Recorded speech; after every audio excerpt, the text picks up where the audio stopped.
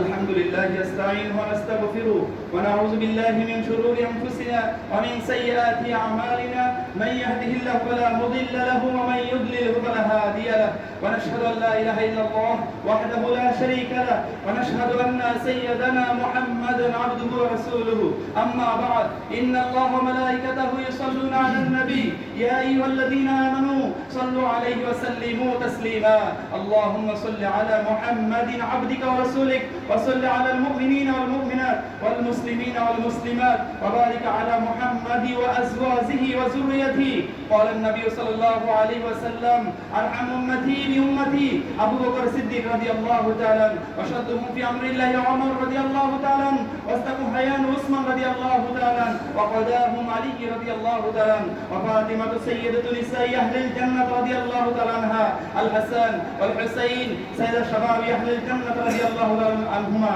حمزة أسد الله أسد رسولي اللهم اغفر للعباس ووالده مغفرة ظاهرة باطنة لا تغادر ذنبا الله في أصحابه لا تتخذهم غرضا من بعدي فمن أحبهم فبحب أحبهم ومن أبغضهم فببغض أبغضهم خير أمتي قرني ثم الذين يلونهم ثم الذين يلونهم سلطان ذل الله منحى سلطان الله فلا دافعه الله اللهم أعز الإسلام والمسلمين أعطى الأمين الإسلام والمسلمين اللهم كان بنغلاديش والحافظون كل مصيبة فكرة الكنيسة اللهم احفظنا من كل بلاء الدنيا وعذاب الآخرة للبورك بنغلاديش إن الله يأمر بالعدل والإحسان وإيتاء ذي القربى وينهى عن الفحشاء والمنكر والبغي يعظكم لعلكم تذكرون فاذكروني أذكركم واشكروا لي ولا تكفرون